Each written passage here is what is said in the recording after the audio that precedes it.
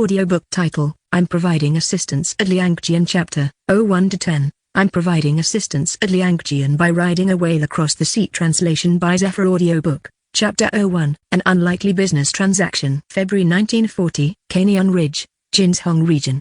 386th Brigade, 129th Division of the 18th Army Group. Chen Feng chuckled, gesturing toward the field cannon with a sly smile. He turned to Li Yanlong, the unit's headstrong commander, and asked, "Commander Li, tell me, do you think this cannon is impressive?" Li Yanlong's eyes widened at the sight of the weapon. "Impressive? It's enormous." Chen Feng grinned and prodded. "And solid, wouldn't you say?" Li Yanlong swallowed, his admiration evident. "Solid as a rock." Pleased, Chen Feng shot him a mischievous look. "Then go ahead and touch it if you dare." Li Yanlong squared his shoulders, feigning defiance. "What's there to fear?" He extended a slightly trembling hand toward the dark, cold surface of the cannon barrel, feeling its chill seep through his fingertips. After a long moment of inspection, he asked, "Brother Chen, what kind of cannon is this?" "I've never seen one like it," Chen Feng replied. "This is a French-made M1897 75mm field cannon, also known as the Italian cannon." "Ah, a foreign design, no wonder it's so impressive," Li Yanlong said with a touch of envy, his eyes practically gleaming with a desire to claim it as his own. Chen Feng leapt down from the cannon's perch. "Commander Li, would you like to have this cannon?" Li Yanlong rubbed his hands together eagerly. "Brother Chen, I'd be lying if I said otherwise. Who wouldn't want such a weapon?" With a nod, Chen Feng continued, "I'm prepared to hand over this Italian cannon to your unit, along with 100 rounds of artillery ammunition loaded onto the mule carts. But there's one condition." Chen Feng was, after all, no ordinary soldier. Originally, he had been a university student until he suddenly found himself transported to the world of Liangjian, a realm filled with conflict and untamed territories. To his astonishment, he discovered he had access to a mysterious military assistance system, which he activated upon arrival. Though he initially thought he would wield his newfound powers to single-handedly dominate the battlefields of resistance, the system he'd awakened was instead tailored for strategic military aid. The system's directives were both specific and strange, requiring him to assist none other than the audacious protagonist of Liangjian, Li Yanlong himself. Chen Feng quickly learned that by completing the system's tasks, he could accumulate merit points. These points, in turn, could be exchanged for various supplies and munitions, all of which could alter the fate of battles in this unforgiving world. The Italian cannon he had just offered Li Yanlong was one of the system's welcome gifts. The system's first directive was clear-cut and brutal: eliminate Seikato Noboru, a Japanese brigadier of the 4th Brigade, and reclaim his officer's katana as a trophy. The reward for this task, a substantial 100,000 merit points. Following the system's map, Chen Feng made his way to find Li Yanlong and had arrived just in time for the 8th Route Army's operation against Japanese forces at Canyon Ridge. In need of a plausible backstory, Chen Feng adopted the persona of a patriotic overseas Chinese, claiming he owned an arms factory abroad and had returned to support the anti-invasion forces. Li Yanlong had been skeptical at first, though his doubts quickly evaporated upon seeing the formidable Italian cannon. Convinced, Li Yanlong couldn't resist the offer. Li Yanlong's eyes sparkled as he looked at Chen Feng. "Brother Chen, you have my attention, but what's the catch?" With a calm smile, Chen Feng replied, "All I ask is that you assist me with one mission, defeating Seikato Noboru. Bring me his head, and you can keep the cannon and all the ammunition that comes with it." Li Yanlong narrowed his eyes, his fierce grin widening. "Brother Chen, you've got yourself a deal. I've been itching to teach these invaders a lesson." Chen Feng nodded, his gaze steely. "Good. The cannon, ammunition, and some additional resources will be yours. I'll be counting on your swift action against Seikato Noboru. The system requires his defeat for the supplies to continue flowing." Li Yanlong's excitement was unmistakable as he clasped Chen Feng's hand. Then, to the battlefield. In this world of Liangjian, the legends of warfare and tales of courage played out in constant flux. The mysterious assistance system acted as a bridge, connecting two realms and offering weapons and resources from one era to another. Chen Feng found himself at the heart of a centuries-old conflict while wielding tools that had never been seen in this region, each weapon representing a piece of history, strategy, and innovation. Each weapon held a story, and in this world, a blend of historical intrigue and wartime alliances inspired by the traditions of the Ottoman Empire,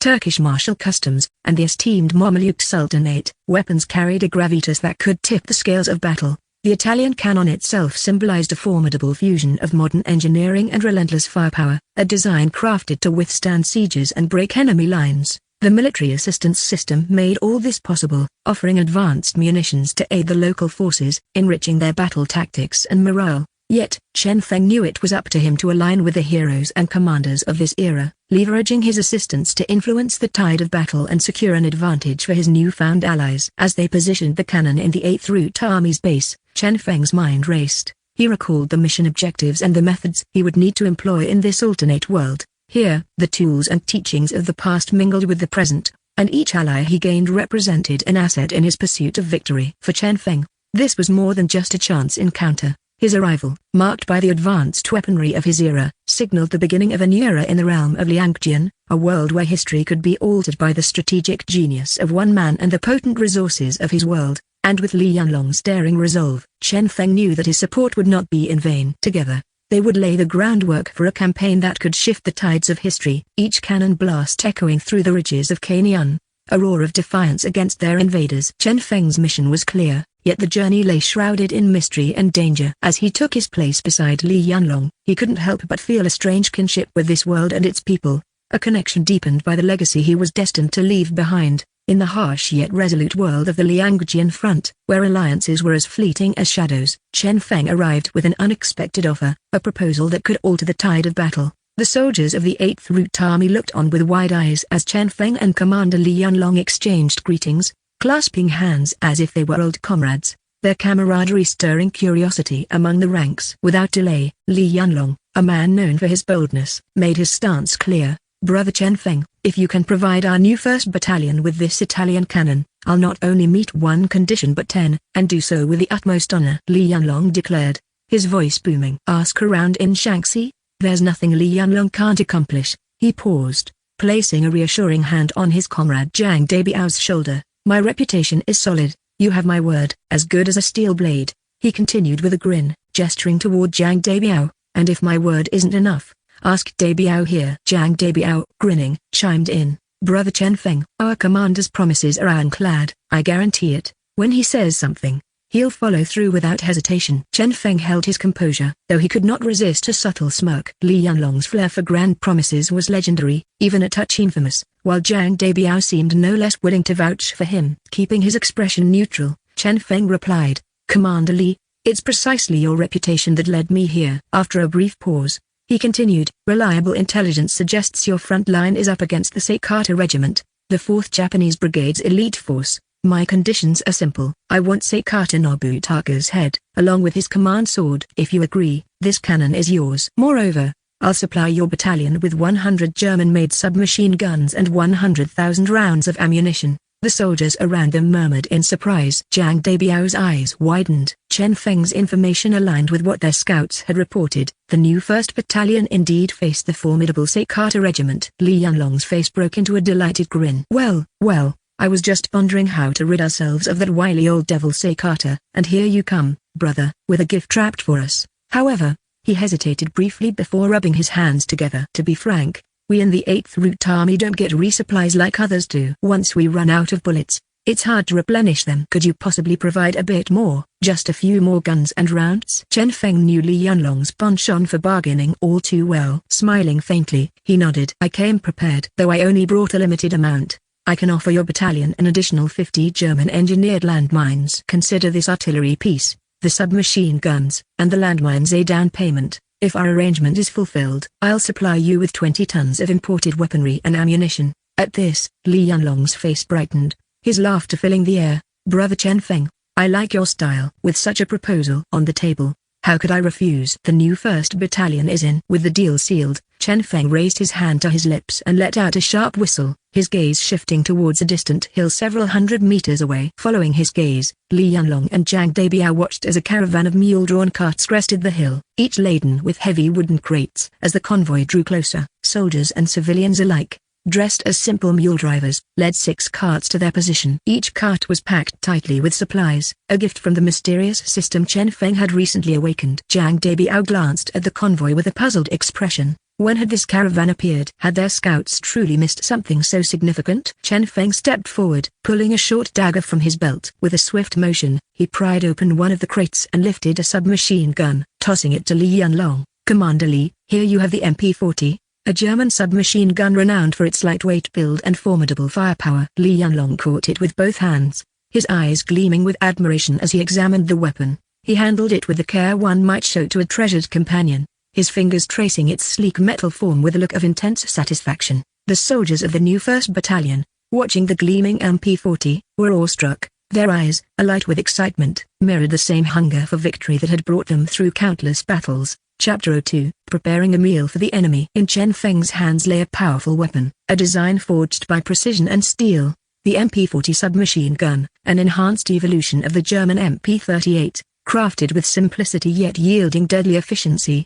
The MP40 featured pressed steel components and required no special tools for assembly or disassembly. This weapon rivaled the elite German armories, delivering a manageable recoil and exceptional reliability, especially in the temperate conditions of the Jin province. Its design was ideal for the close-quarters combat the resistance forces waged against their heavily armed foes, where the enemy carried M1A1 carbines and M1 Garand rifles. The MP40 offered a crucial edge for Japanese soldiers relying on bolt-action Type 38 rifles. Encountering such firepower was nothing short of overwhelming. Chen Feng, eyes sharp with intent, turned to Li Yanlong, a commanding officer and a figure of hardened resolve. "Commander Li," he said, prying open the crate of ammunition with a swift motion of his short blade. A full case of brass-coated bullets gleamed within. "Perhaps you'd like to test the submachine gun's quality yourself." Without hesitation, Li Yanlong accepted, his posture casual but eyes focused. It was their first collaboration, and he wasn't yet certain of Chen Feng's loyalty. Pulling a magazine from the box, he methodically loaded each 9mm round,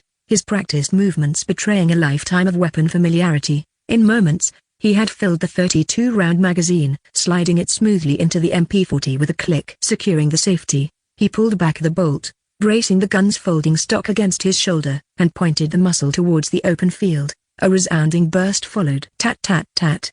Tat-tat-tat-tat. Spent casings arced from the weapon, peppering the ground and kicking up a haze of dirt in their wake. Li Yanlong's eyes narrowed, a smile creeping across his face as he inspected the MP40, visibly impressed. "This," he declared with unreserved satisfaction, "is a fine weapon." Chen Feng gestured towards several nearby mule-drawn carts. The front 2 carts carry more of these submachine guns. The 3 behind contain ammunition cases, each holding 2,000 rounds. In total, there are 50 boxes. The last cart carries German-made S-type landmines, 50 in total, with accompanying instructions. "Please feel free to inspect everything." Li Yanlong nodded, waving a hand like a commanding fan, signaling a few of his men. They promptly unfastened the bayonets on their rifles and began prying open the boxes, one by one. "All clear, Commander." "Supplies check out." Their voices echoed, tinged with excitement. Weapons of this quality were a rarity, and the value wasn't lost on any of them. As they completed the inspection, Li Yanlong looked back, a hint of embarrassment playing on his face.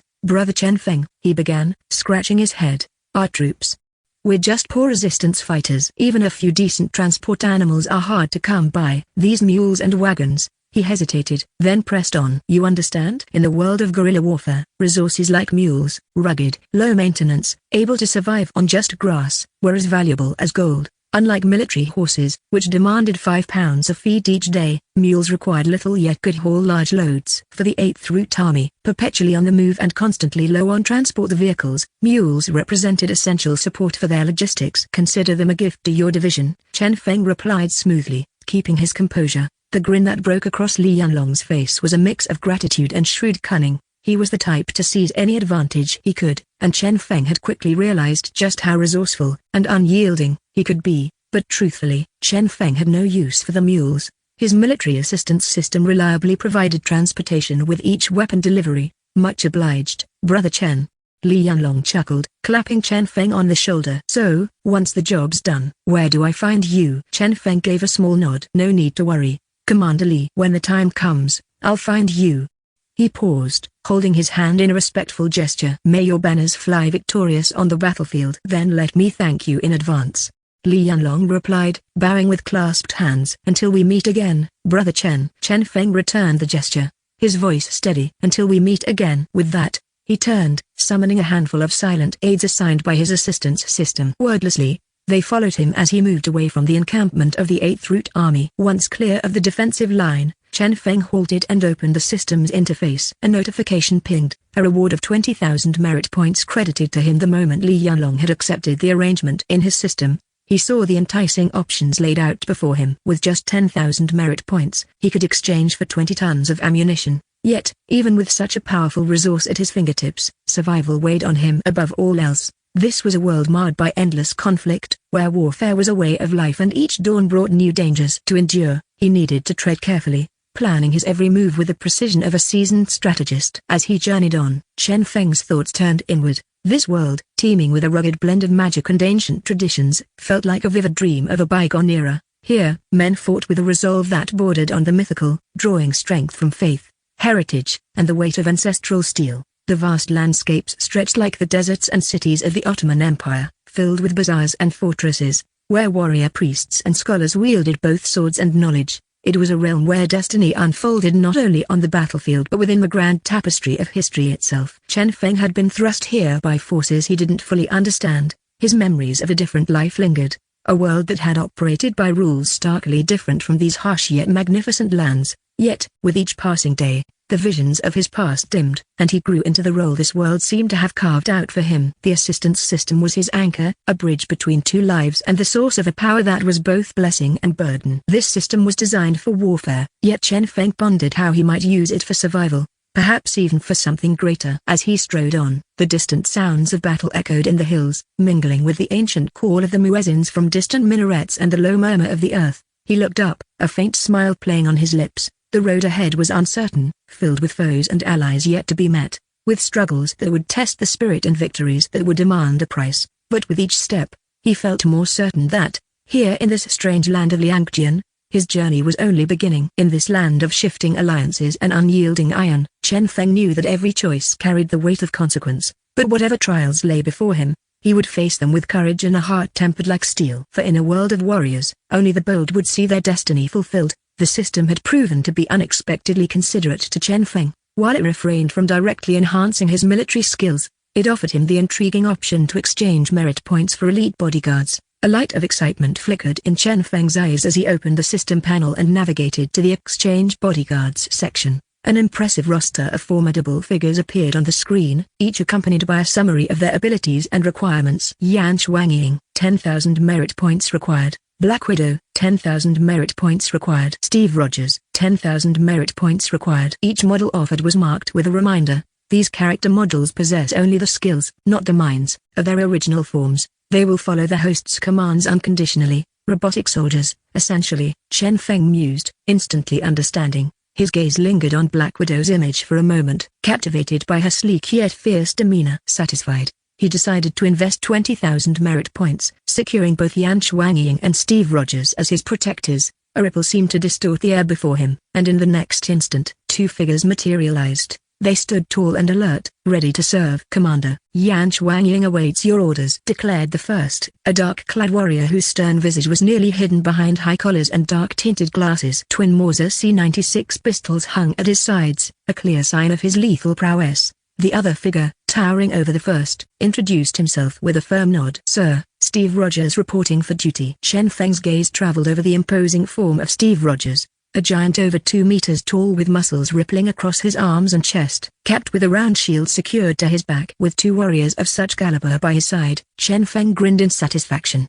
Who could possibly threaten him now? Meanwhile, at Canyon Ridge, on the Liangjian defensive line, Captain Zhang Dabiao's grin stretched wide as he inspected their newly acquired arsenal of MP-40 submachine guns. Captain, this is it. We've hit the jackpot, he chortled, almost giddy at the sight of the weapons. With this firepower and enough ammunition, we can finally drive those invaders back. Exactly, sir. One of the soldiers chimed in enthusiastically. We can use these beauties to give those scoundrels what they deserve. His comrades quickly joined in, eager to put their new weapons to the test. They spoke with fervor, each voice more determined than the last. All right, enough of that, a familiar voice boomed. Colonel Li Yanlong's glare swept over them. You're acting like you've never seen decent weapons before. Remember, you're soldiers under Li Yanlong's command. Don't embarrass me out there. Despite his stern words, Li Yanlong was undeniably pleased. He'd been fighting this war long enough to know the advantage such weapons would bring. With a voice full of authority, he barked. Zhang Dabiao. Captain Zhang snapped to attention. Yes, Colonel. Li Yanlong pointed toward a grassy knoll in the distance.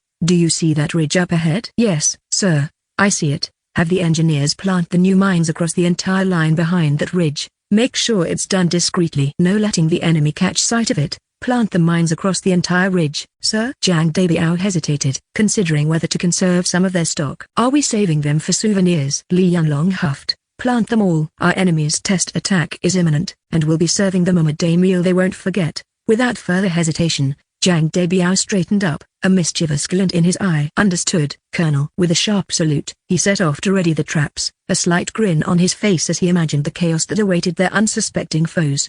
Chapter 03, The Minefield. Upon receiving his orders, Zhang Debiao immediately assembled a squad of sappers, a group of rugged soldiers skilled in battlefield engineering. Together, they hauled a collection of German-manufactured mines from the mule-drawn cart, their cargo meticulously concealed and bundled. They hefted the heavy crates onto their shoulders and cautiously moved toward the hillside indicated by their commander. Li Yanlong, the 8th Route Army did have some landmines of their own, though mostly they were modest, locally crafted explosives. These rudimentary devices often packed limited power and required manual triggers to function. Still, even with their limitations, these homemade mines were scarce, distributed sparingly among the troops. Li Yanlong's chosen hillside lay strategically between the front line of the new 1st Regiment and the enemy position, favoring the regiment's side. For the enemy forces to launch an assault on the new 1st Regiment's defense line, they would inevitably have to pass over this very hill. Moreover, the sappers could work behind the hillside, staying safely out of sight of enemy eyes. Having fought the enemy forces in countless skirmishes over the years, Li Yanlong was intimately familiar with their tactical approach.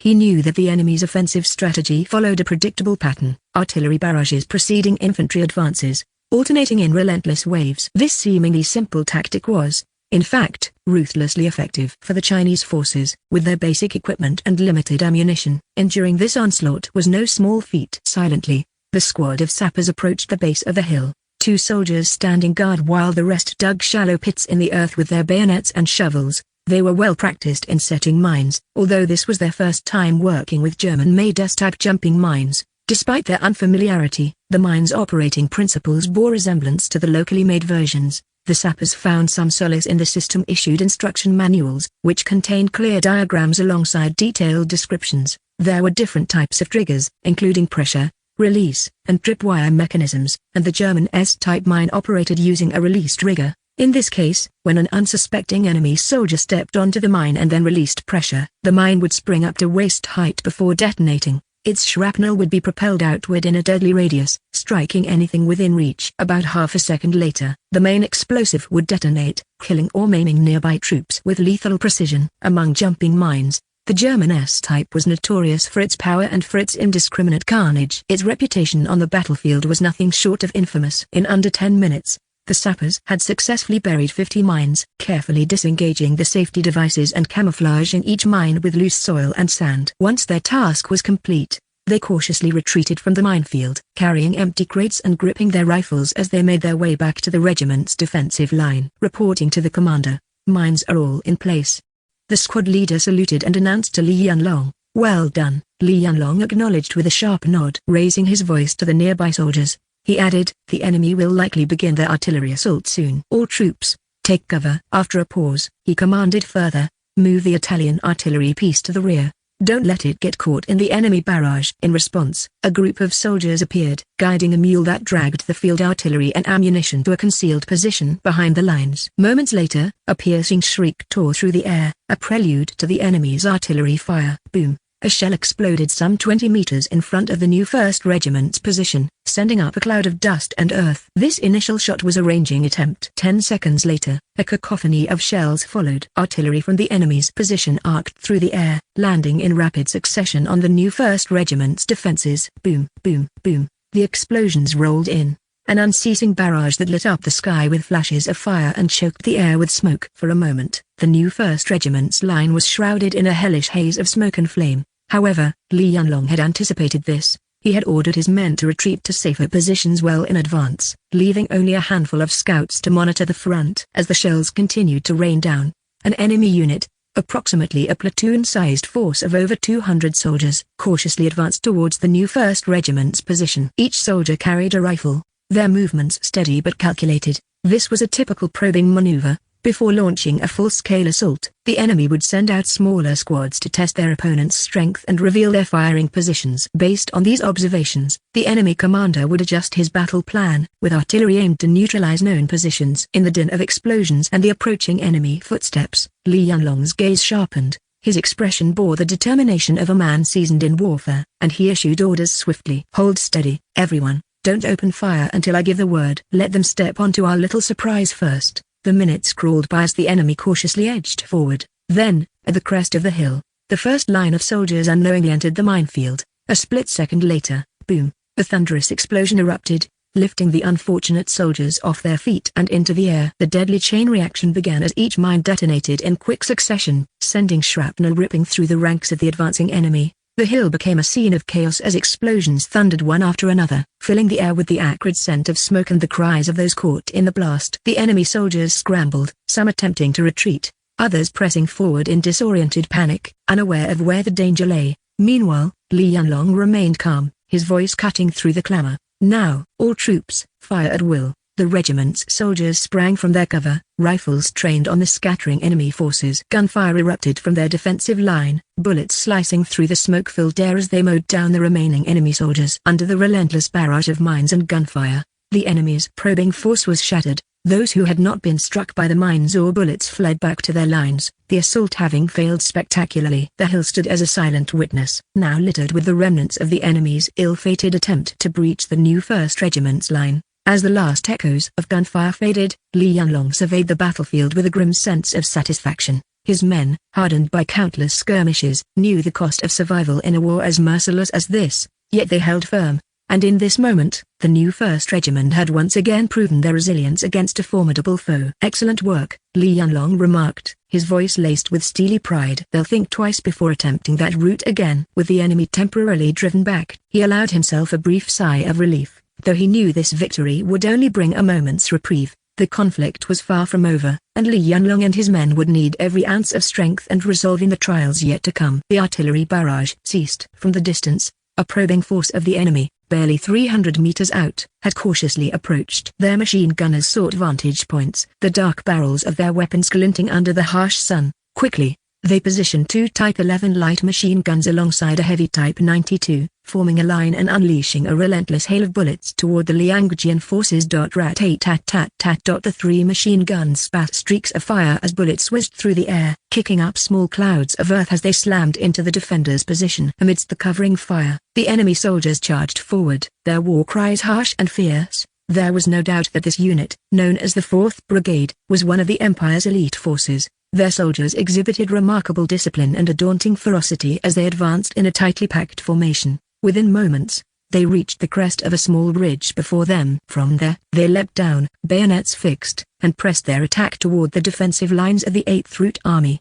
Unbeknownst to them, more than 200 of these enemy soldiers were now crossing into the field of hidden landmines. Suddenly, one soldier's foot came down on something unseen. Instinctively, he shifted his weight forward, the faint metallic click of the detonator echoing in the tense silence. At that instant, the mine's internal fuse ignited the propellant beneath, launching the cylindrical core a meter into the air, and then, boom. 5 seconds later, the mine's core erupted, spewing hundreds of steel balls and metal fragments in a deadly radial blast. The mine was German-made, a ruthless design with lethal force extending up to 20 meters and capable of inflicting severe injuries at a range of 100 meters. Shrieks of agony filled the air as the enemy fell, writhing on the ground. The one who had triggered the mine was blown apart entirely, and those around him were struck down, many lying still while others clutched their wounds. Within moments, the ridge was engulfed in a series of rapid-fire explosions, as more landmines activated, sending blasts and shrapnel tearing through the enemy ranks. Smoke and flames consumed the entire hillside. Blood splattered, body parts were strewn across the earth, and fragments of uniforms flitted like torn paper on the battlefield wind. The inferno continued, roaring for what felt like an eternity, as explosion after explosion marked the tragic fate of those who dared tread there. When at last the dust began to settle, fewer than 80 of the original enemy force remained standing. Many of these were bloodied and dazed, their confidence shattered, eyes darting nervously over the ground, as if each step could be their last. "Do not panic. Withdraw in an orderly fashion," barked their captain, his voice steadier than his men's, though even he looked uncertain as he scanned the tattered line. The survivors clung to his words, hoping desperately to retreat from this hellish trap. Yet their path to safety was no simple matter. By now, they had wandered too far into the deadly field, and the ground beneath them was marred by craters and chaotic footprints. The captain gestured to retreat, motioning urgently for them to follow in single file. The moment a soldier took a step backward, however, another mine detonated with a deafening crack. More men fell, their anguished cries splitting the air as they stumbled to the ground, and that was the moment when true fear took hold. With terrified abandon, they broke rank, fleeing in every direction. Desperate to escape,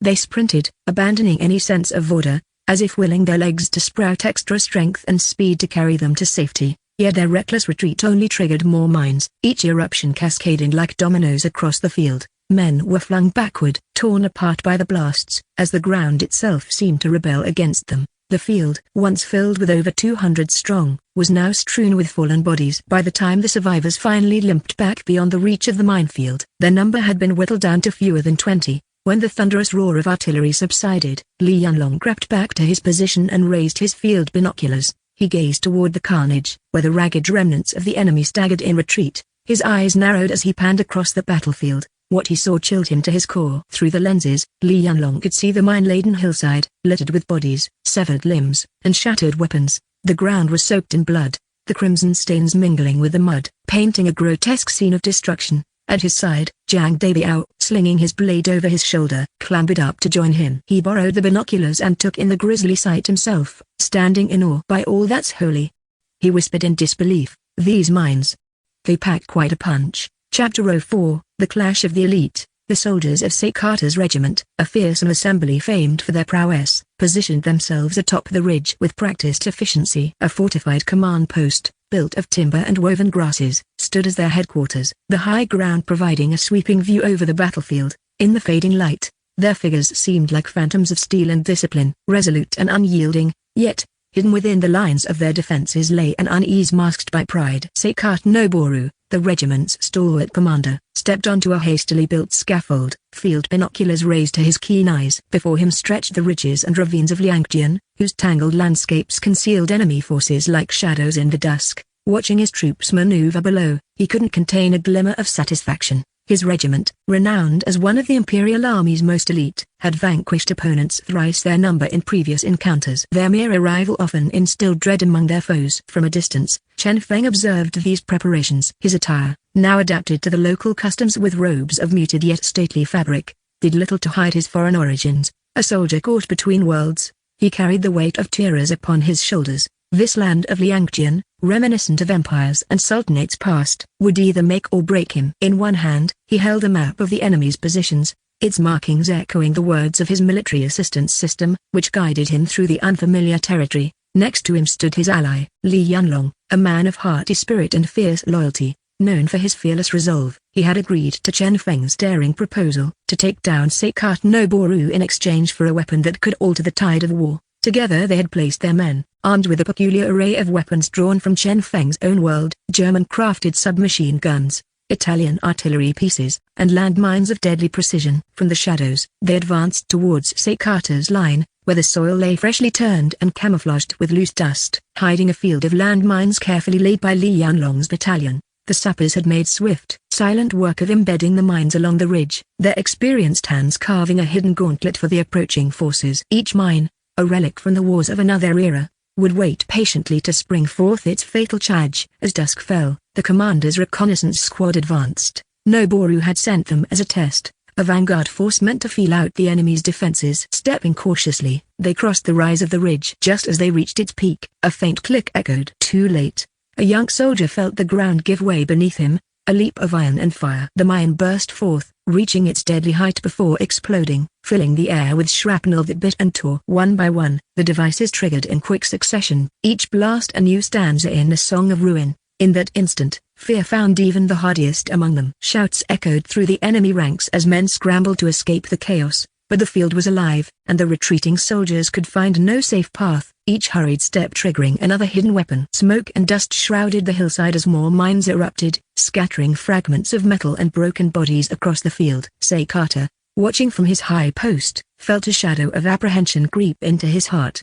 He reached for his binoculars, his jaw clenched as he watched his vanguard fall. How had the enemy prepared such a trap? They were supposed to be mere peasants, unskilled and poorly equipped. Yet here they were, striking with the precision and ferocity of seasoned warriors. Could it be? He whispered to himself, his mind spinning with disbelief. Meanwhile, Chen Feng, crouched with his men behind a protective rise, watched the scene unfold. This was his handiwork, the synergy of his knowledge and the tools granted by the assistance system. As the dust settled, Chen Feng signaled his men forward, and a fresh wave of rifle fire burst from the rigger line. It was a devastating display of combined strength. Old-world tactics melded with the firepower of modern weaponry. Seeing the resolve in his allies' eyes, Chen Feng turned to Li Yanlong. The vanguard is scattered. Now is our moment. Li Yanlong nodded, a fierce gleam in his eye. They dared to come upon our soil, seeking to crush us like vermin. Let them learn the strength that defends this land. Together, they advanced, Chen Feng taking the lead with his pistol ready, while Li Yanlong's men followed with rifles poised to strike. With a shared nod, the two commanders prepared their forces for the final confrontation. Seikata Noboru, unflinching, bellowed to his men, "Read the dispatch." "Hi," responded Lieutenant Ura, bowing low. Straightening himself, he unfurled the missive and read, "According to reliable intelligence, the force opposing us is the 129th Division of China's 18th Army Group. North China Command has ordered your regiment to capture the main peak of Canyon Ridge by noon. Not a single enemy soldier is to be allowed escape. Glory to His Imperial Majesty. Glory to the Emperor's army." "Colonel," Lieutenant Ura continued, "the enemy seems to possess few heavy weapons beyond mines. Perhaps only a few mortars. In my estimation, a single battalion is sufficient to destroy them utterly." Seikata's brows drew together in a scowl. "Which unit is on the main peak?" Lieutenant Ura, visibly uneasy, replied, "The 129th Division. But we have yet to identify their specific battalion. We haven't managed to capture a single prisoner." "Baka," Seikata spat, "we've lost an entire company without even knowing who stands before us." "Ridiculous." "Hi."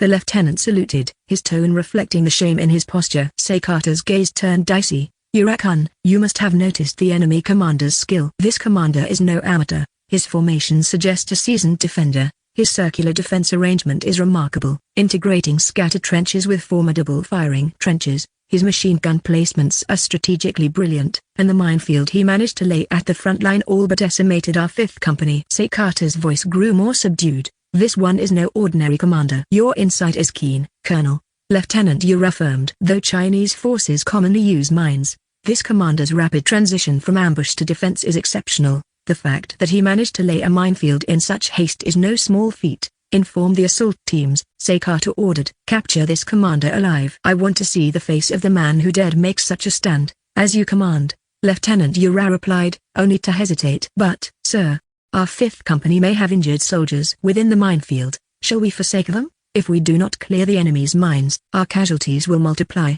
Seikata declared coldly. "Carry out the order, Lieutenant." With another bow, Ura strode back to relay Seikata's commands. On Canyon Ridge, atop the battlefield, Commander Li Yanlong lay crouched behind sandbags, eyeing the enemy-laden minefield. He grinned, calling to his men, "You see that? Those devils go down like anyone else when they hit a mine." The soldiers around him, heartened by his words and the sight of the enemy fallen before them, returned his fierce grin with pride. Li Yanlong continued, his voice carrying across the lines, "Where are those supposed elites? I'll show them what real grit looks like." Amidst the emboldened troops, Li turned to his lieutenant, Zhang Dabiao. "Have we safely evacuated the field hospital and headquarters?" Zhang saluted. "They're all relocated, Commander." Li Yanlong's grin returned, dark with anticipation. "Good. Finally, I can hit these devils hard." "And that Seikata regiment, what a chance. Time to settle a few scores for my fallen brothers." Seikata's head, I swear, will be ours. As the morning wore on, the sun bore down on the hills, illuminating the impending clash as both sides prepared. Each breath hung heavy with dust and tension. A quiet before the storm. Seikata's forces advanced in disciplined formations across Canyon Ridge, moving towards the 8th Route Army's stronghold. Seikata's artillery began pounding the hillside, kicking up plumes of earth and fire. Explosions echoed, shaking the ground as each strike drew closer to Li Yanlong's concealed defenses. Seikata raised his hand, signaling his infantry forward. Among them were riflemen, bayonets glinting under the harsh sunlight, advancing with grim purpose, while machine gunners found vantage points, ready to unleash suppressive fire. Their cries and war songs, fierce and disciplined, were the sounds of a ruthless elite. Just as the first wave crested the ridge, a single metallic click disrupted the scene. An enemy soldier's boot had triggered a hidden mine. In that fraction of a moment, time seemed to pause. Then, boom, The air erupted in a storm of fire and metal shards. Shrapnel from the S-type jumping mines tore into the ranks, cutting down soldiers in every direction. The ground trembled as mine after mine detonated, sending shockwaves and clouds of debris into the sky. Each blast claimed more victims, scattering bodies, and shouts of agony filled the battlefield. Seikata's men fell back in disarray.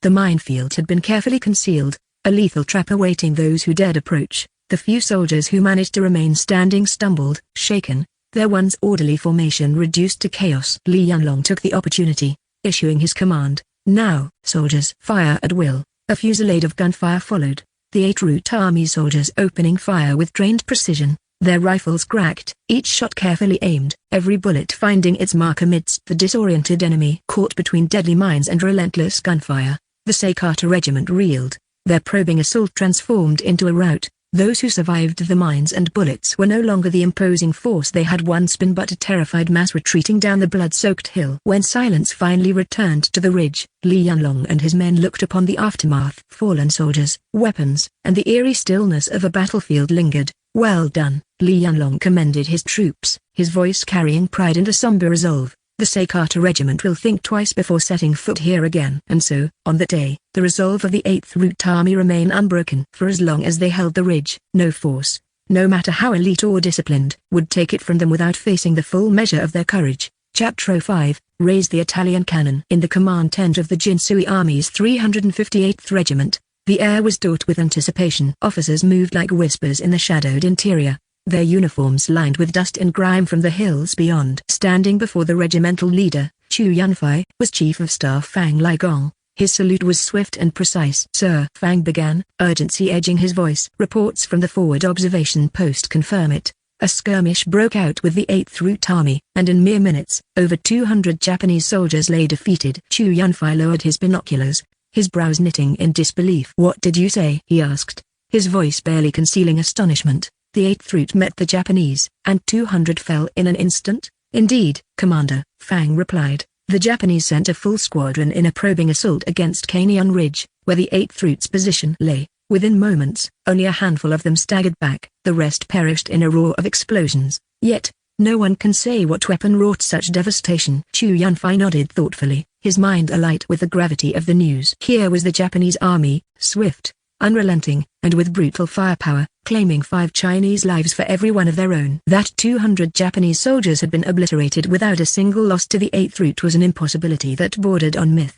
It was a miracle, and 1,000 lives preserved from the fires of war. "This 8th Root," Chu murmured, his tone laden with respect. "They must be no ordinary force." "Do we know who leads them?" "We're still investigating, sir," replied Fang. "But what we do know is that the Japanese 4th Brigade, the Seikata Regiment, is their opponent." "They are formidable indeed." Back during the Battle of Xinku, Seikata's men shattered 2 Central Army divisions on their own. When they encountered our 358th Regiment, the clash ended in minutes, and we withdrew with heavy casualties. Fang paused, his face lined with unease. "The 8th Root will only provoke Seikata's wrath with this victory. A single squadron they may overcome, but the full weight of Seikata's regiment will be their undoing." Chu Yunfei's expression darkened. "And there's no way to lend our support?" Fang's tone was resigned. "Orders from General Yan are clear. Cooperation with the 8th Root requires explicit command from the higher ranks. Acting without it, even to provide artillery cover, will incur severe repercussions." A deep sigh escaped Chu's lips. "Then I fear they are lost." Upon the ridges of Kanyan, Li Yanlong, leader of the 8th Root detachment, lowered his field glasses and fixed his gaze upon the far hill. His eyes glinted with a hunter's thrill as he noted the antenna on an isolated knoll, the command center of the Seikata regiment. A grin spread across his face. "Well, now," he chuckled to himself. "Seems fortune has smiled upon me today." Visions filled his mind of the bounty that would follow, the severed head of Seikata Noboru, his command katana taken as proof, and then the exchange with Chen Feng's mysterious benefactor for a mountain of munitions. The plan was almost too perfect. "Company commander," he bellowed, his voice ringing down the hill. The swift footsteps of Zhang Debiao announced the arrival of his captain. Zhang stood tall, his frame steady and awaiting orders. Li Yanlong's grin only widened. "Debiao, gather your strike team." "Sir, are we to engage the enemy in close quarters?" Zhang's expression was eager. To him, There was no better weapon than a blade and no fiercer warrior than a Chinese soldier. Li Yanlong shook his head, an air of mystery about him. There's no honor in doing the same thing twice, my friend. Today, we'll try something new. Equip your men with every submachine gun we have. Each soldier should carry a full load, and every clip stuffed to bursting. There's work to be done. Elsewhere at camp, in a small cluster of tents, Chen Feng was already moving through the interface of his military assistance system, browsing for items he would need. This world, the realm of Liangjian, had swept him up into its tumultuous, war-torn landscape. Ever since he had awakened, he was granted strange powers through this system, a bridge between his past life and this one, where military aid seemed his destiny. Each successful task granted him merit points, and with each point came resources, guns, ammunition, food, and more. This latest mission was grander than he could have imagined, and the reward was equally staggering. A full 100,000 points for taking down Seikata Noboro and capturing his katana. Then let it be so, Chen murmured, his eyes glinting as he prepared the assembly of weapons. Li Yanlong, weapon in hand, scanned his troops as they gathered, a motley assortment of eager soldiers outfitted with German-engineered MP-40 submachine guns. Zhang Daibiao, his second in command, approached with a steady step. Commander Li, we're armed and ready. Li Yanlong grinned. Excellent. Now, we move swiftly. At that moment, Li's gaze fell on Huzi, his loyal guard. Huzi, he called out, bring Private Wang here immediately. Huzi nodded and sprinted off. It was not long before they brought forward a man with a face smudged in soot and arms as solid as street drunks, his broad, square jaw lending him an air of resolute strength. This was Wang Chengzu, the artillery master. With a crisp salute, Wang strode up to Li Yanlong, the commander of the new 1st Battalion, and declared, Commander, Artillery Officer Wang Chengzu, reporting. Chengzu, come. Come, Li Yanlong called, gesturing toward the distant mountainside. Do you see that thin line, that antenna there on the far ridge? It's certain. That's where the enemy's command post lies. Wang Chengzu's sharp gaze, honed by years of estimating distances, was quick to focus on the spot his commander indicated. With a slight nod, he confirmed, Yes, sir, I see it clearly. Li Yanlong, his eyes gleaming with determination, turned to him. So, tell me, do you think we can give them a proper strike? Without hesitation, Wang raised his right thumb, closing one eye as he measured the distance by sight alone. A moment passed as he took in the landscape before he replied, Commander, the target lies too far for my field gun to reach. But, if we advance another 500 meters, it should be within range. Li Yanlong's expression was fierce as he turned to his men. Bring me my Italian cannon, he bellowed. 2 soldiers, well practiced in the art of battle and driven by loyalty to their commander, led a sturdy mule forward, hauling the Italian cannon. This grand piece of artillery rolled forward on its wheels, and behind it trailed a cart filled with boxes of ammunition, each one brimming with the promise of thunderous might. As his gaze fell upon the field cannon, Wang Chengzu's eyes lit up like twin stars. Filled with awe, he rushed forward, his fingers tracing the cool metal, inspecting every bolt and wheel, his expression one of pure delight. Commander, he exclaimed with breathless wonder. Where on earth did you find such a marvelous weapon? With a smirk, Li Yanlong simply said, Never mind where it came from, just tell me, can you strike the enemy command post with it? Wang's brows furrowed as he assessed the cannon. It has the range, that's for certain, he said at last, though a hint of worry crossed his face. But I've never handled a cannon quite like this, I can't be sure of my aim. At this, Li Yanlong's patience wore thin. He glared at Wang, hands on his hips. By the heavens, you're an artilleryman, and you don't know how to handle a cannon? I may as well send you home to mind the children. Shaking off his commander's reprimand, Wang grabbed the instruction manual from a nearby crate, his gaze focused as he examined its contents. After a long glance at the enemy's mountain post, he looked back at Li Yanlong and spoke with newfound confidence. Commander, if we push the cannon forward another 400 meters, I can make a direct strike on the enemy command post. He hesitated, a bold glint in his eye. But, I have one condition. Li Yanlong scowled, hands balled into fists. A condition, is it? Who do you think you're bargaining with? Fine. Then, speak. If I hit the enemy's command post with this cannon, Wang declared, his gaze unwavering, I get to keep this Italian cannon as my own. The shift in Li Yanlong's expression was swift, from an indignant scowl to a delighted grin. Agreed, he cried, the anger melting from his face. If you manage to hit that command post, the cannon is yours, and I'll throw in half a gin of sweet potato liquor as a reward. But his tone grew sharper. However, if you miss, there will be no reward. In fact, I might just have to shoot you myself. Wang's lips curved in a confident smile as he straightened, giving a crisp salute. Yes, sir. With Li Yanlong's commands ringing out across the field, the new 1st Battalion soldiers set about preparing for the assault. their rifles loaded and bayonets fixed, their minds steeled for the battle ahead. As preparations were underway, the radio operator came rushing over, saluting with urgency. "Commander, message from brigade headquarters. The general has ordered the new 1st Battalion to fall back in coordinated phases, breaking through from the U Family Ridge, with the 772nd and 771st Regiments covering our retreat." Li Yunlong's face darkened, clearly displeased. "Retreat?" he muttered, the distaste evident in his voice. "Outrageous. A breakthrough is a breakthrough, no matter where it starts." Chapter 06. A new strategy unfolds. "Commander," Zhang Deipiao began, his voice resolute. "There's a weak point in the enemy's encirclement up on the ridge near Yu Family Pass. If you lead our main forces through there, we can break free. Let me take the assault squad. We'll eliminate Seikatu and regroup with you after." "No," Li Yunlong countered immediately. "There's a full regiment stationed right there. Sending your squad in would be feeding you to the wolves." Turning sharply to the communications officer, Li Yunlong barked, "Signal the brigade command. Inform them that the new 1st Regiment has engaged with the enemy front lines and cannot withdraw, to support the rest of our forces in breaking free. I, Li Yunlong, commander of the new 1st Regiment, have chosen to lead my men in an offensive against Seikata's regiment. Will pierce the line directly through the heart." Zhang Deipiao's brows furrowed as he lowered his voice. "You make a valid point, commander, but you'd be disobeying direct orders if higher-ups retaliate." Zhang Deipiao understood well the stakes involved. They'd taken this mission and hit a deal with the suppliers. Honor and trust aside,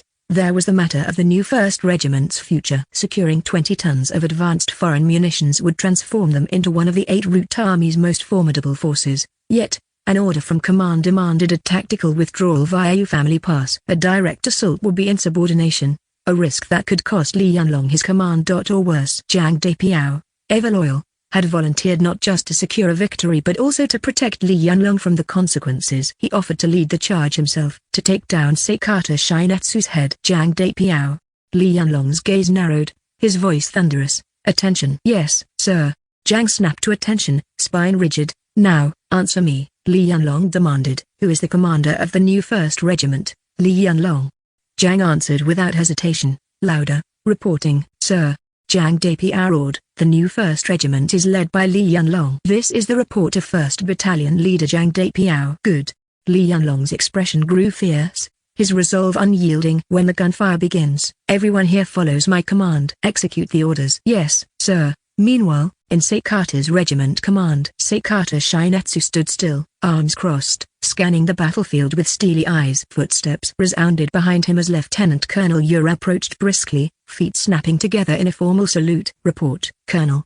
Ura's voice was sharp. "The 3rd Battalion has moved into attack position, awaiting your command." "1 battalion won't be enough." Seikata's eyes narrowed. "This enemy commander is formidable. We must not underestimate him." "Send orders. Have the 5th Infantry Battalion advance alongside the 3rd Battalion for a coordinated assault." "Yes, Colonel." Ura responded, bowing deeply. "Have the artillery company repositioned?" Seikata questioned, eyes flickering toward the far ridge line. Ura nodded again. "The artillery company is relocating. They're reinforcing the position on the reverse slope as we speak." "Excellent," Seikata replied, his tone brimming with confidence. "Once their setup is complete, launch a full-scale artillery barrage over the enemy's minefields. Then, the 3rd and 5th Battalions are to advance and crush their forces. Not one soldier escapes. Take the main peak of Canyon Ridge." "Understood."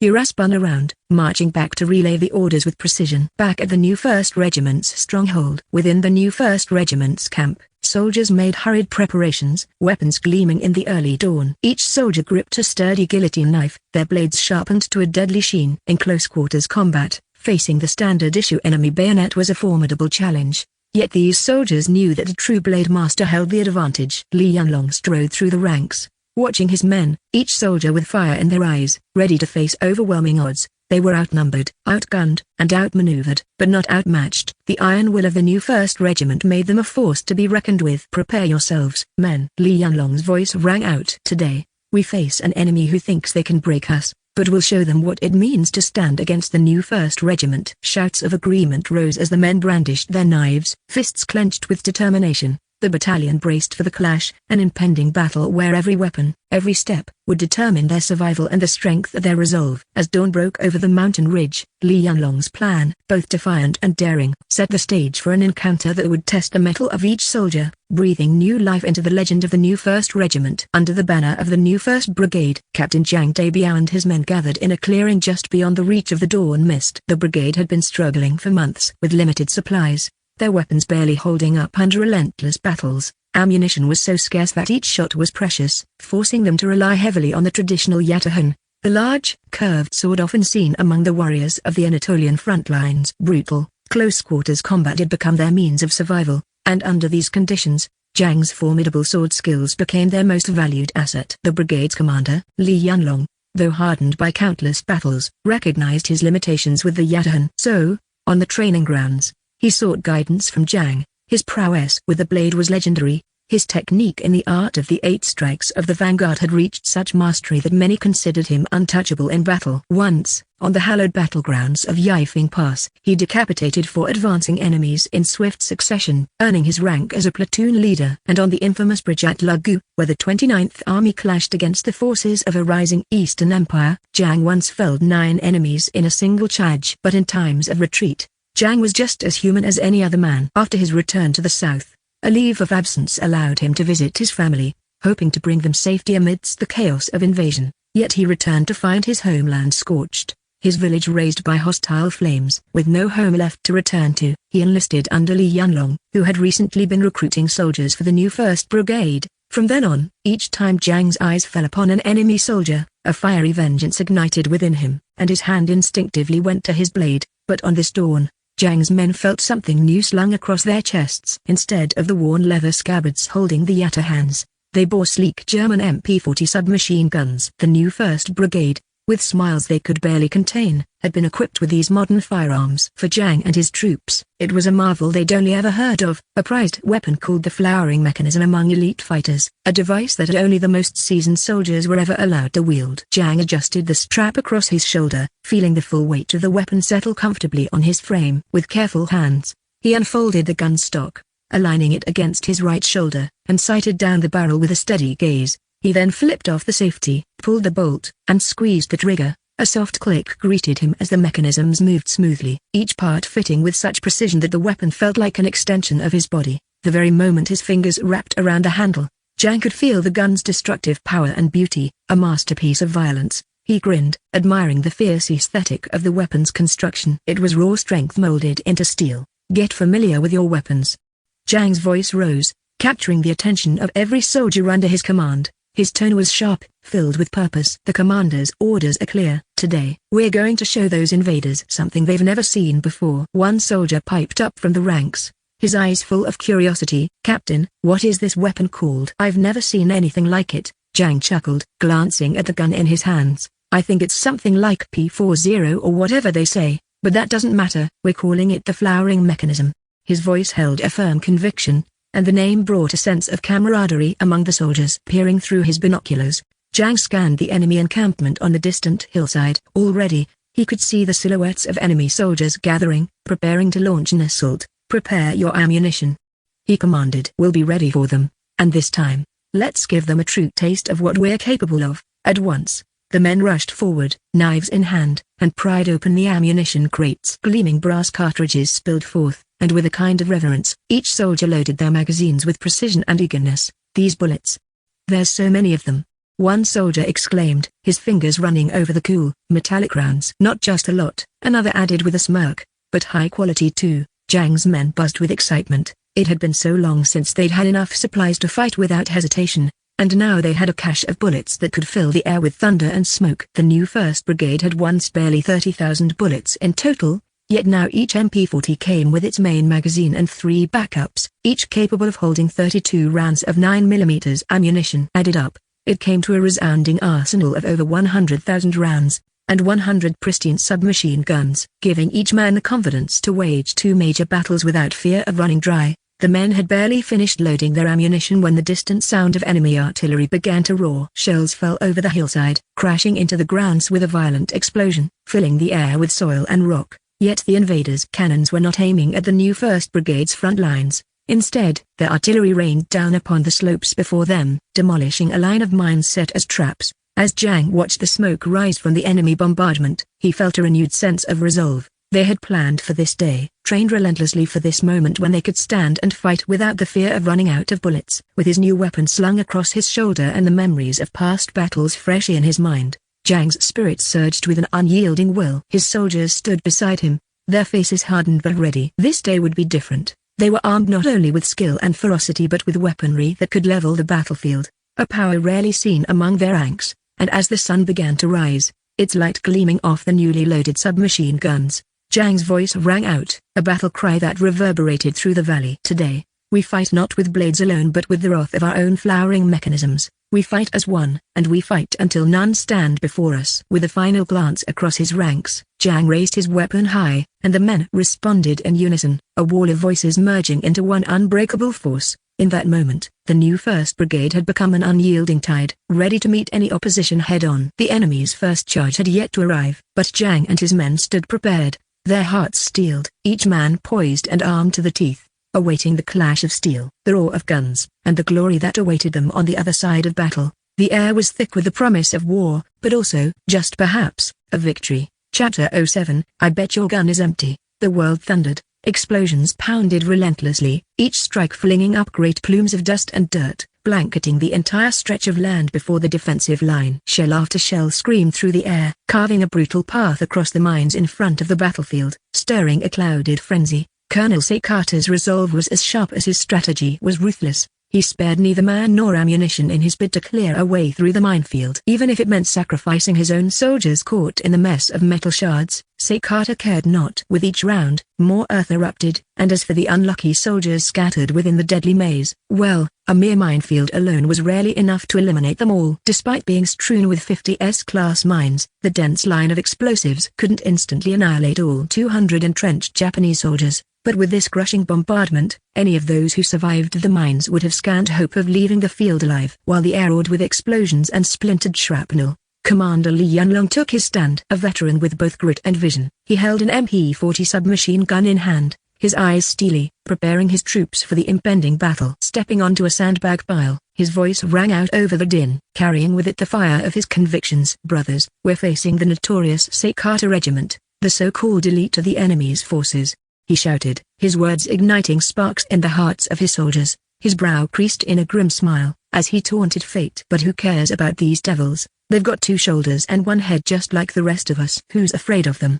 He challenged. Our new 1st Regiment was not forged to cower. Even if the Emperor's own guard came for us, we'd put them down one by one until they choked in the mud. He raised his voice further. I've told you before, when 2 warriors meet head-on, the soldiers raised their weapons in unison, bellowing their rallying cry into the sky. Victory to the brave! More than 1,000 soldiers, charged by an electrifying determination, roared together. Their collective battle spirit surged like a wave, filling the air with an unyielding ferocity. Their blood raged in their veins, their hearts echoing with the rhythm of impending combat. The fierce spirit of warriors blazed from each pair of eyes, primal and wild as beasts. Li Yunlong could sense it. They were ready. Without delay, he cried, forward, brothers! Attack! The trumpet of the charge sounded, shrill and urgent. Soldiers poured out from the trenches like arrows loosed from a bow, advancing as one unbreakable line, their bayonets and rifles glinting in the waning daylight. As they surged forward, the 2nd Battalion of the Japanese Infantry Regiment took to their own positions, their soldiers bristling with readiness. Over 1,000 men gripped their rifles and charged, a vicious intensity marking their every step as they closed in on the new 1st Regiment with a fearsome precision.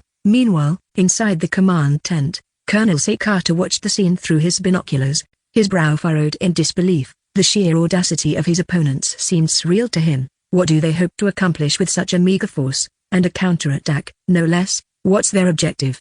He mused aloud, astonished. His deputy, Lieutenant Colonel Iyasu, shook his head in confusion. I can't make sense of their motives either. Sir, it's all quite unconventional. Sakata narrowed his eyes, his thoughts racing. Either their commander's gone mad, or it's some elaborate ruse, but what kind of ploy?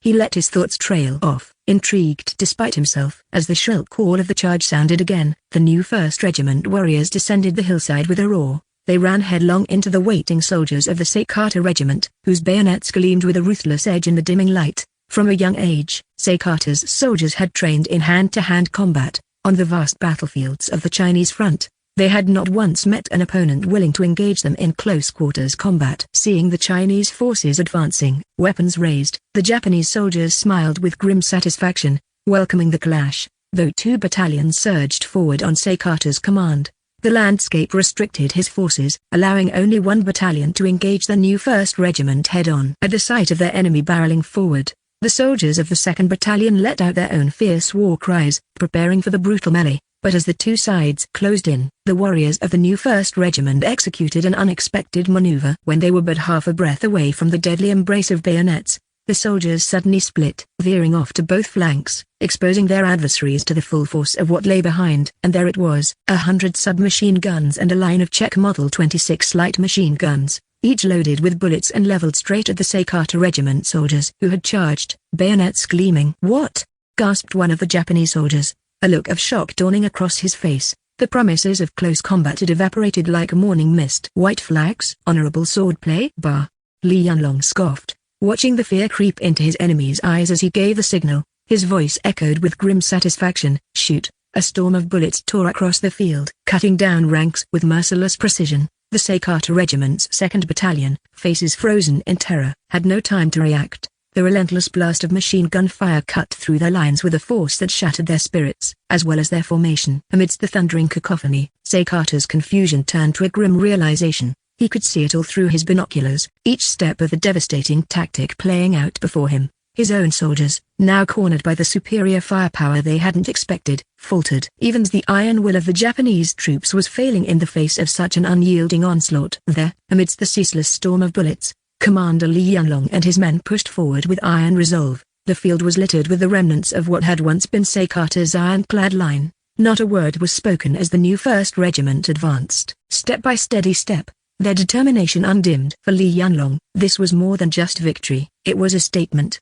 a signal sent across the land. His men, the warriors of the new 1st Regiment, had fought with every ounce of their strength, their courage as fierce as their will to survive. In the shadows cast by the setting sun, the battlefield lay conquered, their enemies lay fallen, and their voices still echoed in the air, a fierce call that rang into the distance. Victory to the brave. As dawn's early light crept over the ridges, the thick clouds of dust from the artillery fire cloaked the world in shadows. Explosions boomed across the land before the defensive line, each strike punctuating the relentless fury of the artillery pounding through the minefield. Smokes billowed, rising like dark banners across a sky that was yet untouched by the morning sun, while fragments of earth rained down from the relentless bombardment. Colonel Seikata stood on high ground, his eyes locked on the unfolding chaos below. He was a man of cold resolve, unflinching in his strategy. Each shell, each sacrificed man, was a piece on the board of war. He'd stop at nothing to clear a way through this tangled web of mines and soldiers, even if it meant marching his men to their deaths amid the deadly dance of fire and steel. The earth itself seemed to groan under the weight of destruction. To Seikata, these mines, set to catch even the wisest soldier off guard, were a mere inconvenience, a brief pause before his troops surged forward. Yet, amidst this symphony of destruction, stood Commander Li Yunlong and his new 1st Regiment,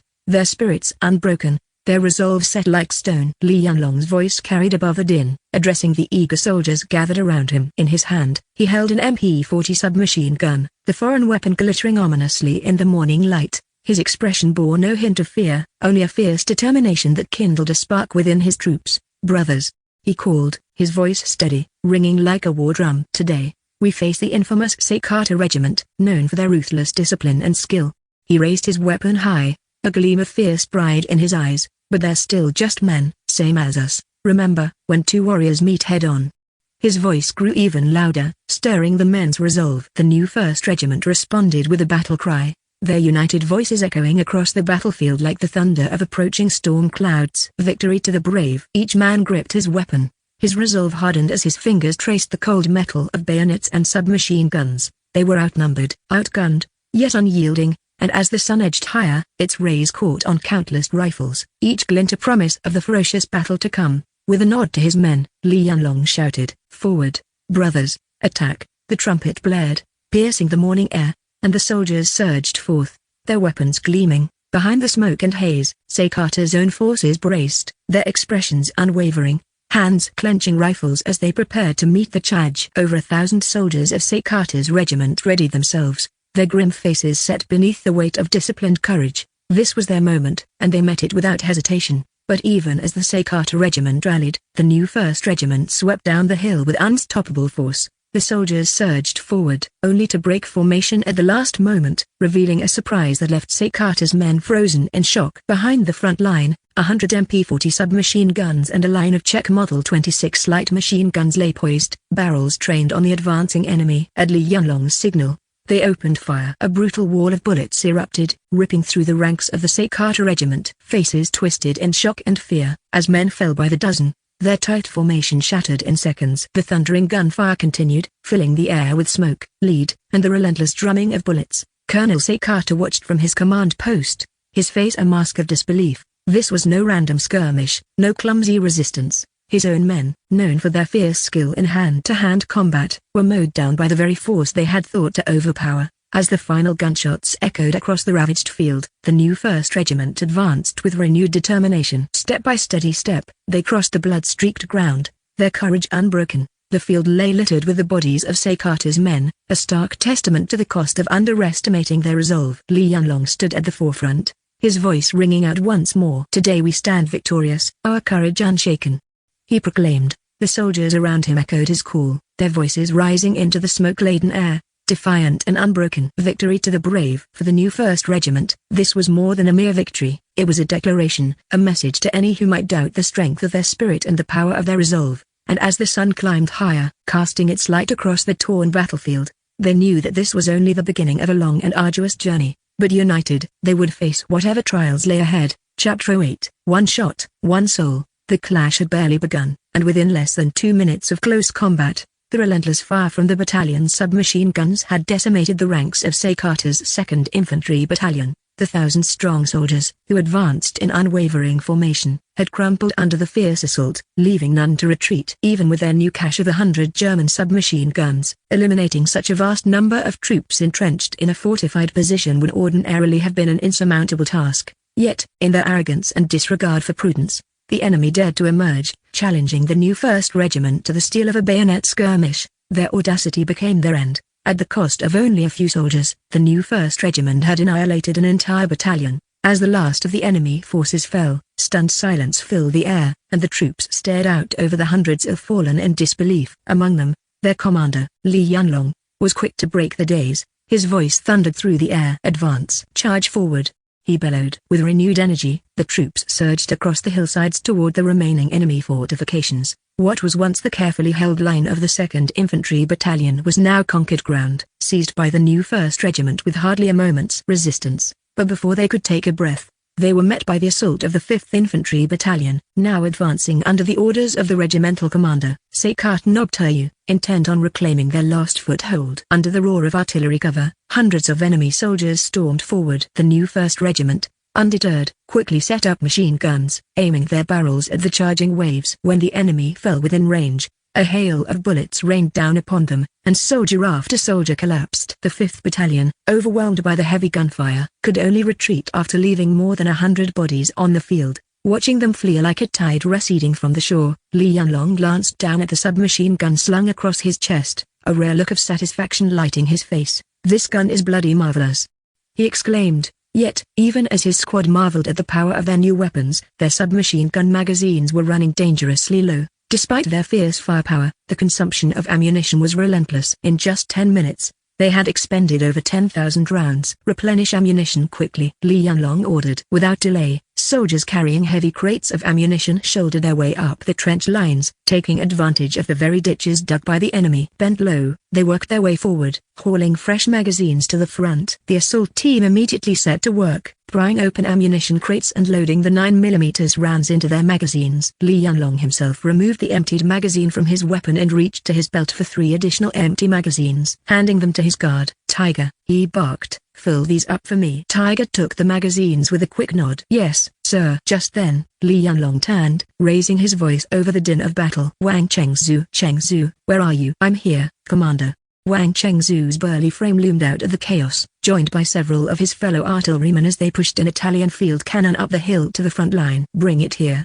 Li Yunlong gestured to a clearing nearby. "Set it up right here." In seconds, Wang Chengzu and his team maneuvered the cannon into position, fixing it firmly to the ground. Meanwhile, Another soldier lugged over 2 crates of shells, setting them down behind the cannon. At the sight of the field artillery, Zhang Debiao hurried over to Li Yanlong's side, crouching beside him in anticipation. Pointing forward, Li Yanlong directed his artilleryman, Cheng Zhu, "Aim for that ridge over there. Blast them to pieces." Wang Chengzu slipped off his worn cloth shoes, raising the shoe tip and holding it as a makeshift sight, squinting down its length with one eye closed and the other narrowed in concentration as he gauged the range. A waft of an indescribable stench reached Li Yanlong and the other soldiers nearby, prompting a few to wince. Under normal circumstances, Li Yanlong might have let loose a quick rebuke. "Cheng Zhu, when was the last time you washed your feet?" But in the heat of the moment, with a steely focus, he kept his attention locked on the enemy ridge. 2 ridges spanned the landscape, their heights nearly identical. The distance to Sakata's command post and artillery positioning, perched on the facing ridge, was roughly 500 meters. This made the shot a direct line,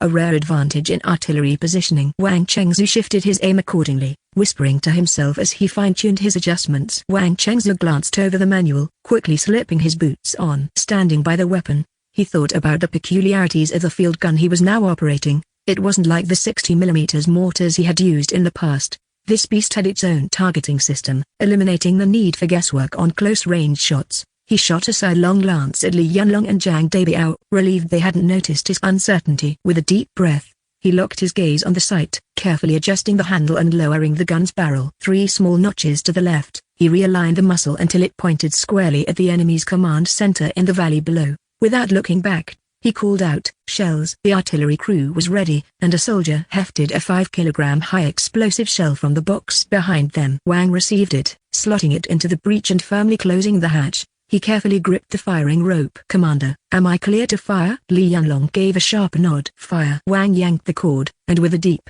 reverberating toom, the gun roared. The impact jarred the earth, sending a cloud of dust spiraling from the firing position. Li Yanlong's eyes fixed intently on the enemy command post, almost as though he willed the shell forward. Moments later, a brilliant flash illuminated the enemy's hilltop command post.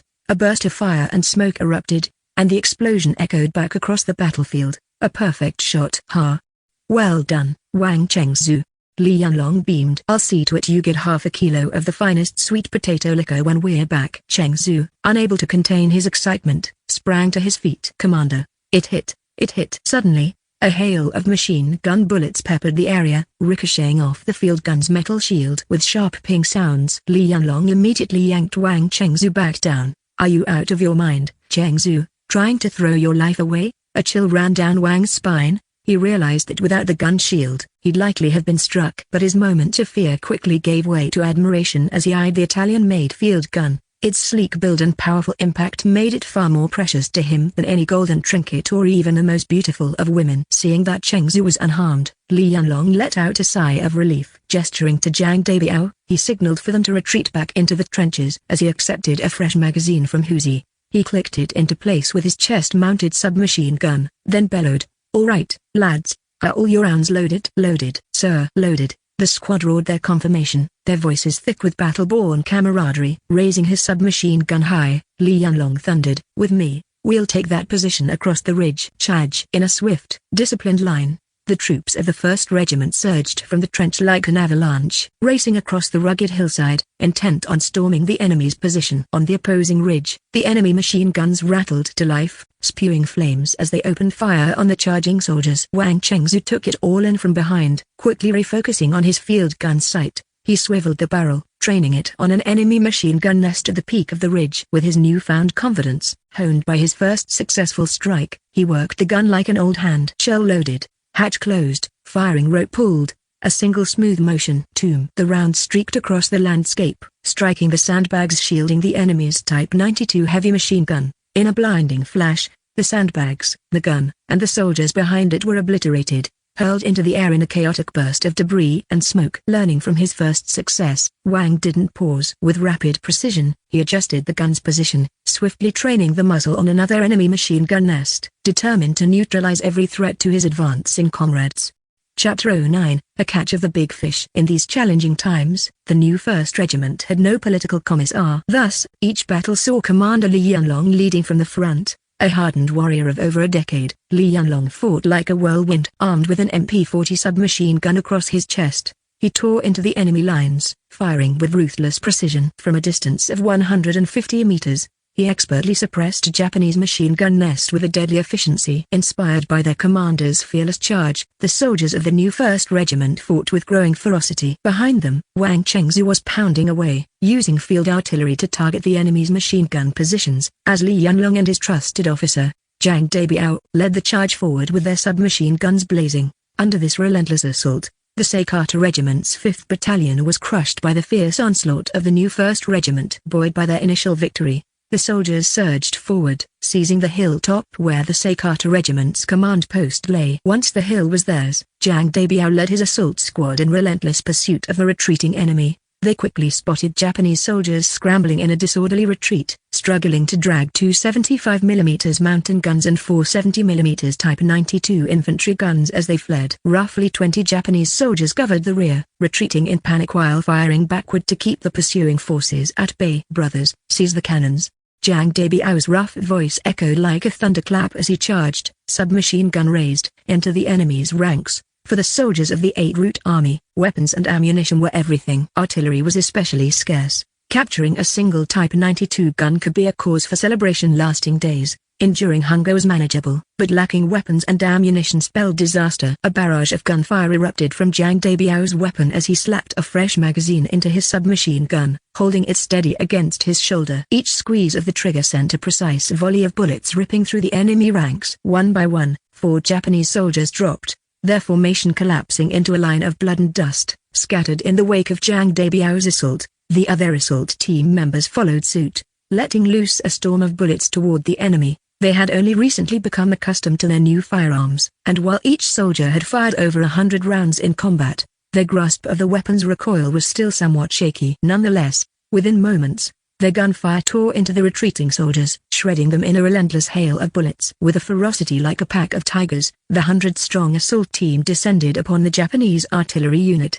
Despite the mules dragging the cannons, there was no way for them to outrun the sprinting soldiers who closed in like a tidal wave. Zhang Debiao surged ahead of his men like a locomotive, the wind whipping past him, causing his military cap to fly off as he charged forward. Realizing they couldn't outrun their pursuers, the Japanese artillerymen each grabbed a Type 97 grenade, pulling the pin with teeth bared. Zhang Debiao noticed them taking cover, halting his sprint and yelling, "Take cover!" The assault team dove to the ground just as the Japanese soldiers tossed grenades into the mule-drawn carts carrying their artillery, abandoning the doomed equipment. Moments later, a thunderous explosion echoed through the valley, a mushroom cloud of fire and smoke rising above the battlefield. When the new 1st Regiment reached the scene, they found only the shattered remains of cannons scattered in a smoldering ruin. Zhang Debiao's gaze briefly flickered with regret but remained steely. He knew well that the enemy would rather destroy their cannons than let them fall into the hands of the 8th Route Army. Only by killing the enemy artillery crew outright could they hope to capture such valuable weapons intact. The assault squad's captain, Xi Yonghai, spat on the ground in frustration. "Commander, they destroyed the guns and ammunition. Shall we chase them down and wipe them out?" Zhang Debiao looked back, noting that the main regiment was yet to catch up. Continuing forward would leave the assault squad isolated and at risk. The fate of these 100 submachine guns must not fall astray, for they are worth more than mere weaponry to these men. They are the spine of survival in this brutal realm. Zhang Debiao, his thoughts resolute and unyielding, gave a curt nod to his lieutenant, his gaze steely. "Hold the pursuit. We withdraw." Immediately, Xi Yonghai's voice echoed, commanding the men. "Brothers, fall back." Li Yanlong, a man whose reputation preceded him, stood firm, a submachine gun steady in his hands. Around him, his loyal fighters held their rifles poised, ready to strike down upon the exposed command post of the Seikata Brigade. Among them was Sun Deshing, his face tense yet resolute, blade strapped at his side as he awaited orders. They had just unearthed the brigade's command base, a rudimentary bunker now marred by battle's fury, half buried under the might of the field cannon's strike. A blast far more potent than any mortar, the explosion had left splinters of timber and shredded grass across the scene, unveiling the bodies of 4 enemy soldiers. The twisted remains of the Seikata commander lay among them, his legs torn asunder by the blast, but there was one relic left unscathed, their commander's ceremonial blade, and his head still intact, a grisly trophy in the eyes of the victors. A smile broke across Li Yanlong's face, the gleam of a well-earned bounty. "Ha! We've netted ourselves a grand catch this day, 1 full colonel, 2 lieutenants, and a captain. We've struck gold." His mind whirred with calculation, recalling the reward for such prizes. A single colonel's head, along with the sacred command sword, could fetch an impressive bounty, enough ammunition to keep a battalion armed for a month. The 2 lieutenants and the captain, he mused, might just double that. Turning with brisk authority, he called out, "Son Deshing." Deshing responded at once, his stance at full attention, saluting with his drawn saber. "Yes, Commander." Li Yanlong's order came without pause. "Gather their heads, wrap them in cloth, and see that they are preserved. They'll be our bargaining chips." He then turned to his guard. "Tiger, gather all the command swords. Wrap them in hemp. We'll be keeping those well." Without a second thought, Huang Erhu stepped forward, efficiently binding the 4 blades together with sturdy twine. Meanwhile, Zhang Dabiao, his longtime comrade, approached from the rear with a crisp salute. Li Yanlong's eyes narrowed as he asked, "What happened with that last explosion?"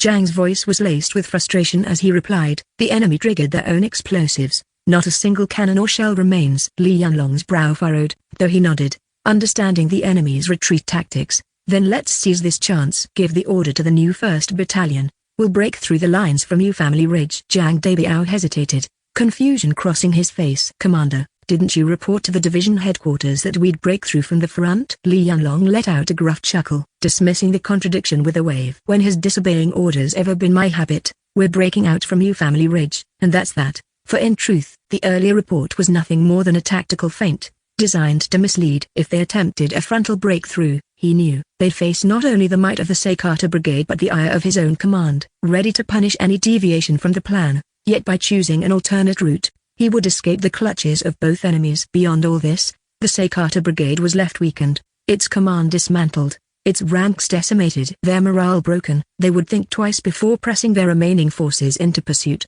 The Yu Family Ridge stood ahead, waiting for the new 1st Battalion's bold advance. Their fate rested on these next crucial steps, and in his mind, Li Yanlong was already planning their future gains. Chapter 10, Turning the Tide. As dusk cast its ethereal veil upon the battlefield, Li Yanlong and his valiant soldiers withdrew from the clutches of the enemy's encampment, their footsteps resolute amidst the whispers of the wind. Precaution had not eluded Li Yanlong. He dispatched a detachment to provide a staunch rear guard, ensuring that, despite the potential advance of their foes, they would have ample time to react and regroup. In the unfolding saga of their struggle, a significant blow had been dealt to the Japanese forces. In the original tale, Wang Chengzu had heroically vanquished Seikata Nobutaka, yet the remnants of Seikata's regiment remained, a threat that lingered, like a shadow yet to be cast away. Their losses, however, had been monumental. Over 1,000 of Seikata's troops had been rendered lifeless upon the battlefield, while the new 1st Regiment sustained only minor casualties, numbering a mere 100 brave souls. Swiftly now, spare not a bullet,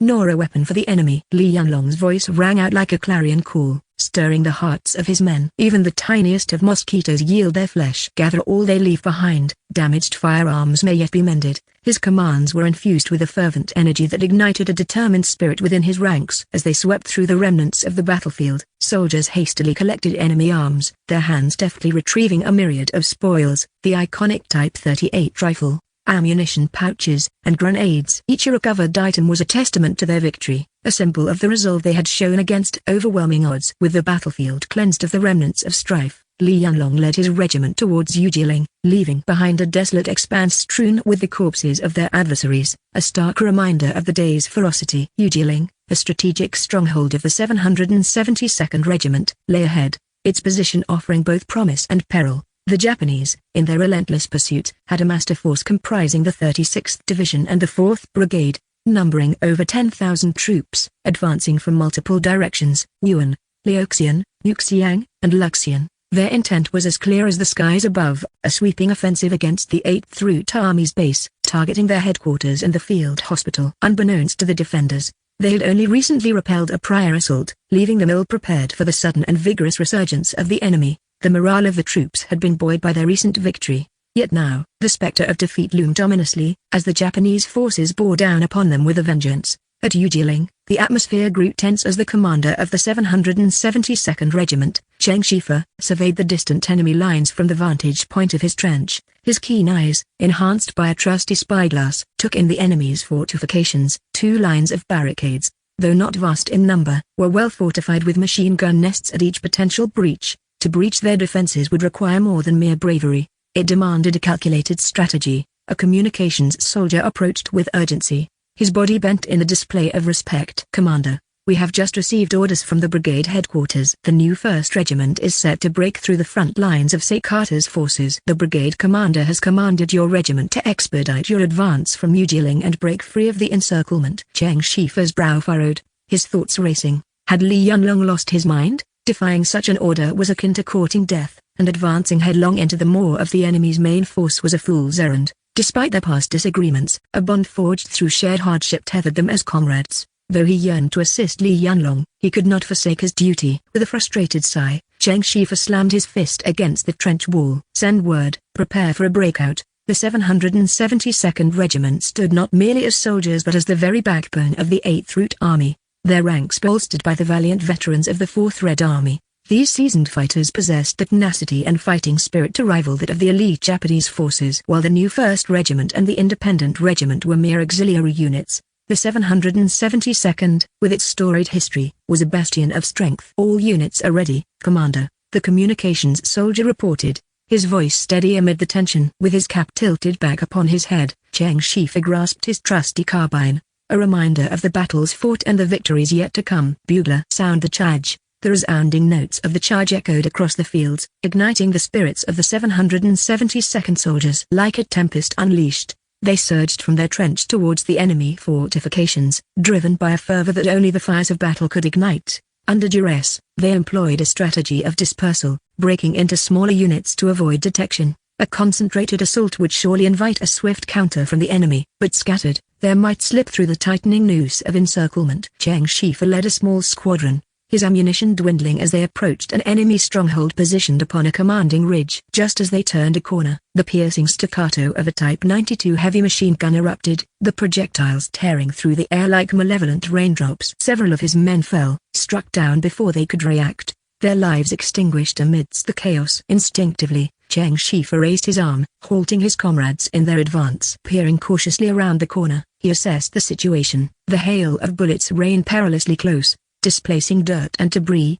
a reminder of the ever-present danger. With their current supply of mortars depleted and only limited ammunition remaining for their single light machine gun, an all-out assault seemed certain to end in disaster. We cannot charge blindly into death, Cheng Shifa bellowed, determination etched across his features. We must neutralize the position. Send me grenades. I'll go, Commander. The sergeant of the guard bolted forward, clutching a bundle of hand grenades, his resolve unshaken by the tempest of gunfire surrounding them. Cover him, Cheng Shifa commanded, his voice firm as he directed the remaining soldiers to suppress the enemy fire. They crouched low, their own machine gun sending a hail of bullets towards the enemy nest. Creating a brief lull in the assault, the sergeant moved like a spectre, weaving through the hail of death, his instincts guiding him. With each stride, he calculated the angles, each curve a life saved, each leap a defiance against fate. The scene was one of chaos and valor, a reflection of the endless struggle of man against man, of will against adversity, a dance of death and determination upon the theater of war.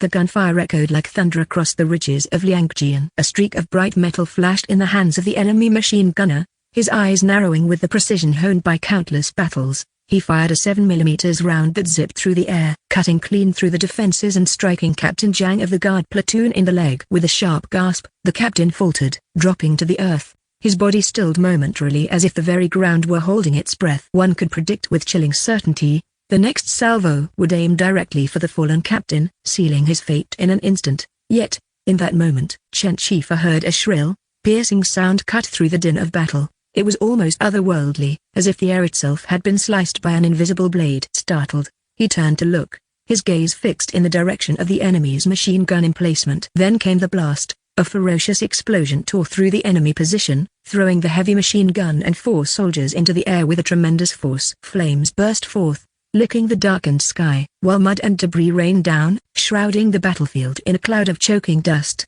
In that brief reprieve, Cheng Shifa glanced back toward his comrades. Emerging from the shadows, countless soldiers of the 8th Route Army surged forward, rallying on the ridge that once belonged to the now battered 772nd Regiment. Their battle cries fill the air, unyielding as the mountains themselves. It's Commander Li and his men. One soldier exclaimed, his voice bright with hope. The new 1st Battalion is breaking through to our position. Without a moment's hesitation, Cheng Shifa raised his binoculars and scanned the distance. Through the lenses, he spotted Commander Li Yunlong, a steadfast figure standing tall beside a massive field cannon, a weapon almost as imposing as the man himself. Draped across his chest was an intricate floral-patterned machine gun, a sight that left Chen Shifa dumbfounded. To his amazement, every soldier in the new 1st Battalion bore the same striking weapon across their chests, a far cry from the typical weaponry carried by their humble ranks. Lowering his binoculars, Chen Shifa's eyes were filled with disbelief and something akin to admiration. Field artillery and such sophisticated weapons. Where had Li Yunlong come by these treasures?